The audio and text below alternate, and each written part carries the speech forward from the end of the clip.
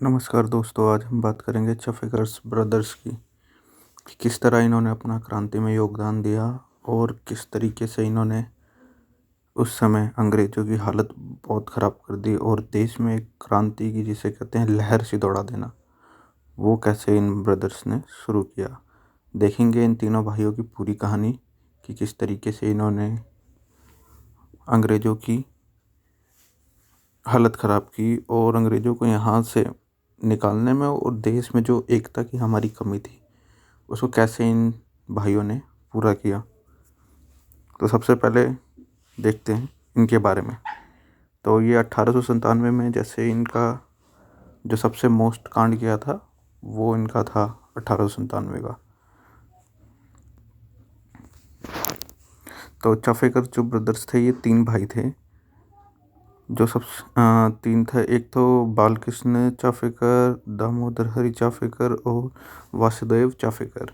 ये तीन भाई थे। इन तीनों भाइयों की फ़ोटो यहाँ पर जैसे देख सकते हो आप ये लगी हुई है।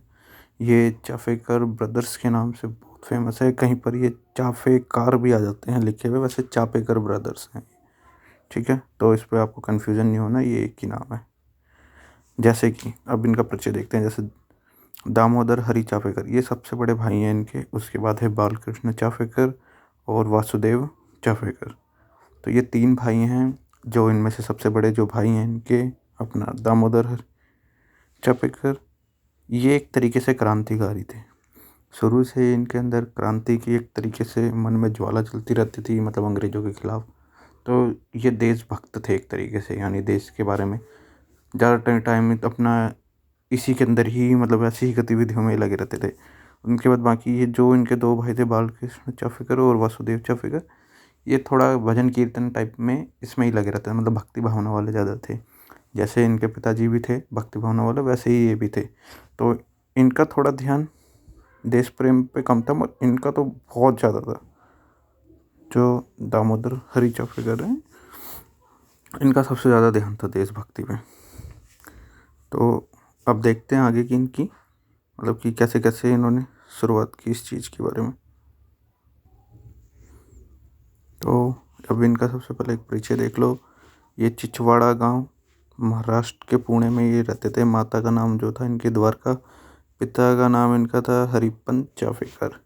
पिता जैसे कि इनके कीर्तनकार थे, यानी कीर्तन वगैरह करने पे इनका करते थे। वैसे ही इनके दो छोटे भाई जैसे बालकृष्ण और वासुदेव चाफेकर जो थे, वो जैसे मैंने आगे बताया था कि वो भी थोड़े मतलब एक तरीके से भक्ति भावना में रहते थे। और जो सबसे बड़े भाई थे इनके दामोदर चाफेकर, वो काफ़ी ही मतलब देश के लगाव के साथ वो काफ़ी सही रहे। मतलब बचपन के कुछ समय बाद से ही वो अपने आप कह सकते हैं कि वो अपना ध्यान पूरा इसी के ऊपर ही लगा के रखते रहते थे। तो अब इन्होंने क्या किया धीरे धीरे, जैसे कि उस समय का सबसे पहले परिस्थितियाँ जाने की कैसे क्या था। जो ये 1890 के आसपास का दशक था, इस टाइम क्या था कि 1857 का जो टाइम था, इसके अंदर आपको पता है कि क्रांति हुई थी। और इस क्रांति के बाद से क्या हुआ था, पूरे देश में उथल पुथल हो गया था। तो इसमें जो ये परिवर्तन करना चाहते थे वो तो खैर सक्सेसफुल नहीं कर पाए, बट इसकी जगह क्या हुआ कि अब अंग्रेज़ों ने शासन सीधा अपने हाथ में ले लिया था। पहले अंग्रेज़ शासन कर रहे थे, बट वो कंपनी के तौर पे शासन कर रहे थे, यानी ब्रिटिश ईस्ट इंडिया कंपनी शासन कर रही थी। बट 1857 के बाद यानी 1858 के अंदर जो शासन आई वो सीधा ब्रिटेन के क्राउन के अंदर चली गई, यानी कि एलिजाबेथ के शासन के अंदर आ गई, ब्रिटेन की रानी के अंदर कि वो सीधा शासन पावर करने की शक्ति, यानी जो भी निर्णय वगैरह लेना होता था अब वो सीधा ब्रिटेन की पार्लियामेंट लेती थी इसके ऊपर निर्णय। तो अब क्या हुआ, जैसे कि आप इनसे पहले देखेंगे, जैसे कि आप काल देखो 1887 के आसपास का काल, जैसे कांग्रेस बनी थी उसके दो उससे एक दो साल पहले, यानी 87 सॉरी, आप 83-84 के टाइम का जब काल देखेंगे तो उस कालखंड में एक क्रांतिकारी हुए थे वासुदेव बलवंत फड़के।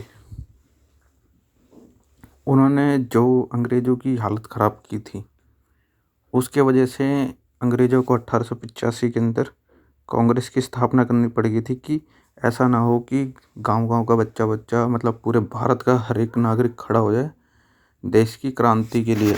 यानी राष्ट्र की भावना सब में ना जाग पाए, इस वजह से इन्होंने कहा कि हम कुछ ऐसा मंच तैयार करते हैं ताकि सारे बंदों को हम एक साथ ला सकें, उनकी समस्याओं का समाधान करने की कोशिश करें। और जो देश की क्रांति है, यानी कि जो लोग अंग्रेज़ों की नीतियों से गुस्सा हैं, खफा हैं, मतलब जो इनका विरोध करते हैं, वो एक ना हो पाए और एक तरीके से जैसे 1857 की क्रांति हुई थी वैसा ये दोबारा नहीं देखना चाहते थे, तो इन्होंने कांग्रेस की स्थापना कर दी।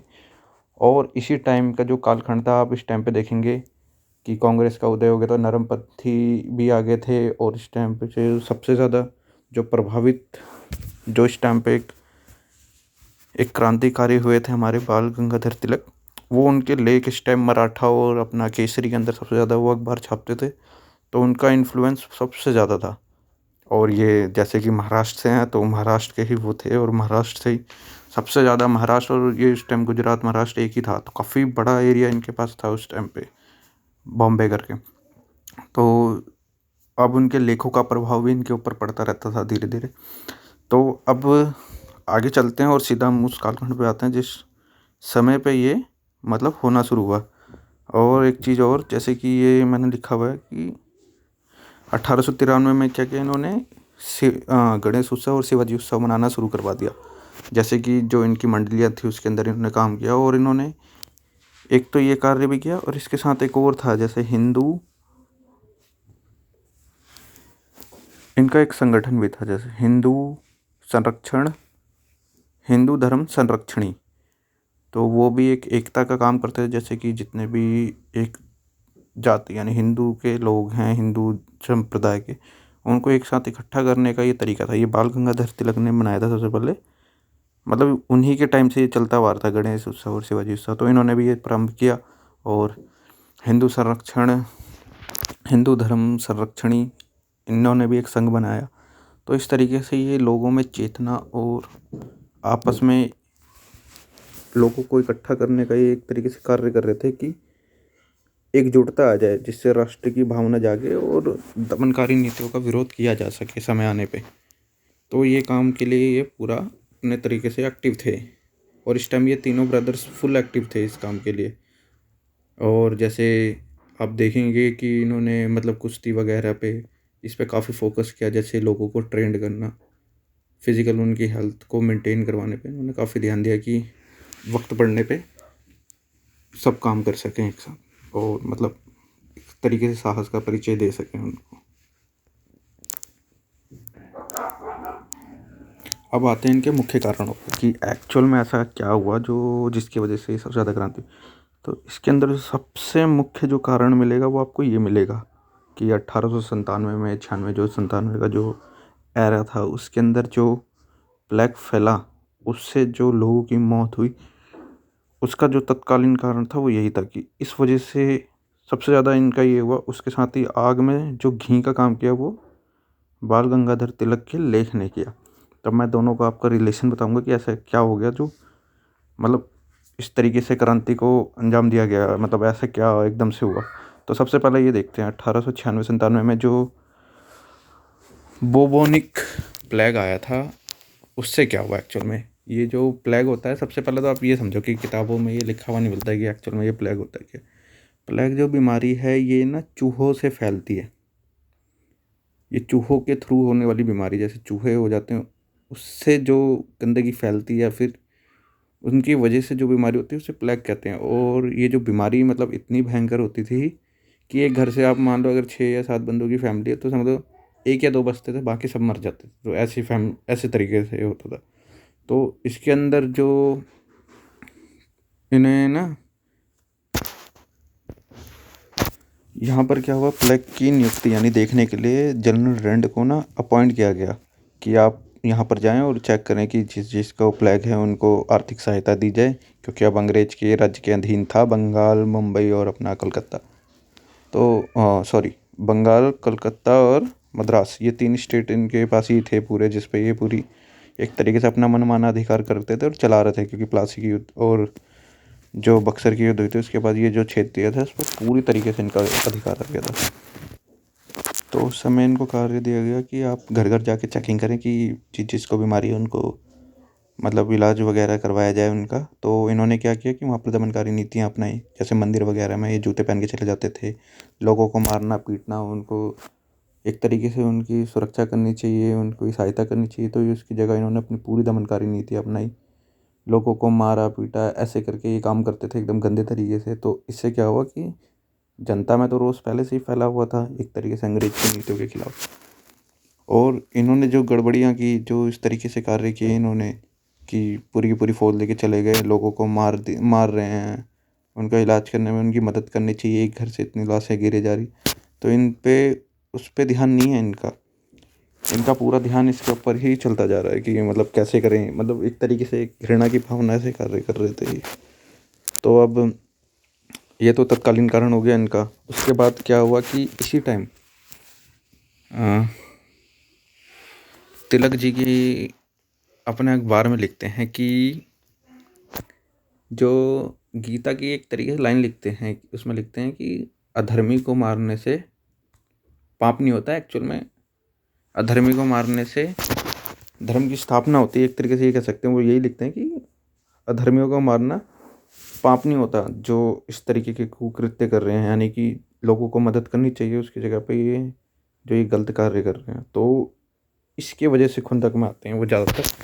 फिर इसके बाद आप कुछ ही देखेंगे 1997 के अंदर ही महारानी विक्टोरिया का राज्याभिषेक होना होता है। जैसे ये आ गई घटना की डेट 22 जून 1897। इसमें क्या होता है, महारानी विक्टोरिया का राज्याभिषेक हो रहा होता है। और तो अब ये क्या करते हैं कि यहाँ तो एक तो प्लेग फैला हुआ है, लोग मर रहे हैं, ये अपनी शान और शौकत से चकाचौंध तरीके से पूरा मतलब कि इनका राज्याभिषेक की तैयारी करते हैं, यहाँ पर पार्टी करते हैं, सब कुछ करते हैं। तो अब ये देख के तो हर किसी का खून खौलता ही है कि तैयारियाँ हो रही हैं, और यहाँ देश में जो जनता मर रही है जिससे आप कर वसूल रहे हो, उनके लिए आप कुछ कर नहीं रहे और फालतू के कामों के लिए आप ऐसे कर रहे हैं। तो क्या करते हैं ये, जैसी ये डेट फिक्स होती है तो ये रात को ये रहे दो बंदे, जनरल रेंट और ये लेफ्टिनेंट आर्यस्ट। तो क्या करते हैं ये 22 जून को रात को जैसे ही आते हैं, चाफेकर ब्रदर्स और इनके कुछ साथी भी होते हैं इसके अंदर साथ में, ये इन दोनों को ना गोली मार देते हैं। जैसे ये बाहर निकलते हैं पार्टी से वैसे ही गोली मार देते हैं। गोली के बाद क्या होता है, लेफ्टिनेंट आर्यस्ट जो होते हैं ये तो हैंड टू हैंड वहीं पर तुरंत मर जाते हैं। जो ये रेंट होते हैं ये थोड़े दिन तक हॉस्पिटल में रहते हैं, उसके बाद ये वहाँ दम तोड़ देते हैं। तो अब क्या होता है, अब तलाश छूटती है कि चाफेकर ब्रदर्स को ढूंढो, मतलब ये किसने किया उसके बारे में ढूंढो। तो इसके लिए जो मुखबर वगैरह होते हैं, जो उस टाइम अंग्रेज़ों की सहायता कर रहे होते हैं, उनसे मदद ली जाती है। तो ये स्टोरी काफ़ी लंबी है कि उन्हें एक एक करके तीनों भाइयों को कैसे पकड़ा जाता है। और आप ज़्यादातर पाओगे कि देश की आज़ादी के टाइम पे जितने भी हमारे क्रांतिकारी हुए, उन्हें पकड़वाने में हमारे किसी देश के बंदे का ही हाथ होता था। जैसे आप देखोगे कि चंद्रशेखर आज़ाद को जब पार्क में गोली मारते हैं तो उसे कौन लेके आता है, उन्हें उनका ही एक साथी लेके आता है अंग्रेज़ों को। ऐसे ही आप देखेंगे सूर्य सेन को जब 1931 में जब क्रांति करते हैं वो चट्टोग्राम के अंदर, तो उन्हें जो पकड़ने का जो कार्य करवाते हैं वो एक जमींदार के थ्रू करवाते हैं। तो आप देखेंगे कि हमारे देश की क्रांतियाँ जो पहले हो जानी चाहिए थी, वो कैसे ही हमारे देश के लोग ही मतलब हमारा साथ ना दे करके अंग्रेज़ों का साथ दे दे के इस तरीके से, मतलब अंग्रेज़ों का साथ दे के एक तरीके से क्रांति के अंदर बाधा डालते थे, यानी कि देश के अंदर जो स्वतंत्रता आनी चाहिए उसको और लंबा कर देते थे। तो इस तरीके से इन चाफेकर ब्रदर्स ने जैसे ही इनकी हत्या कर दी, उसके बाद से देश के अंदर एक जो क्रांतिकारियों का विचार खुलता है, उसको आप देखेंगे कि कैसे आगे जाके खुदीराम बोस, फिर काफ़ी सारे क्रांतिकारी जो आते हैं संगठन में, वीडी सावरकर वगैरह, ये सारे के सारे एक तरीके से उग्र जो राष्ट्रवादी होते हैं, ये सारे एक तरीके से इन्फ्लुएंस करते हैं।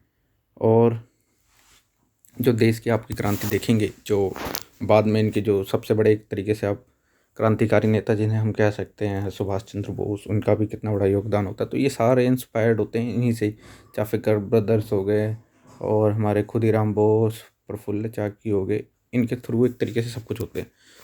तो आई होप आप समझ पाए होंगे कि चाफेकर ब्रदर्स का किस तरीके से मतलब देश की क्रांति के लिए एक तरीके से योगदान रहा, किस तरीके से इन्होंने अपना जो संपूर्ण जीवन था उसे देकर अपना बलिदान दिया और देश की एक तरीके से नौजवानों में क्रांति की जिसे कहते हैं भावना फूंक देना वो कर दिया। इसलिए आज इन ब्रदर्स जो चाफेकर ब्रदर्स हैं इनका नाम एक तरीके से स्वर्णिम उसमें लिया जाता है। मगर हमारे चाफेकर ब्रदर्स का देश की क्रांति में एक अपना ही एक स्वर्णिम इतिहास है जिसे हर भारतीय को जानना चाहिए।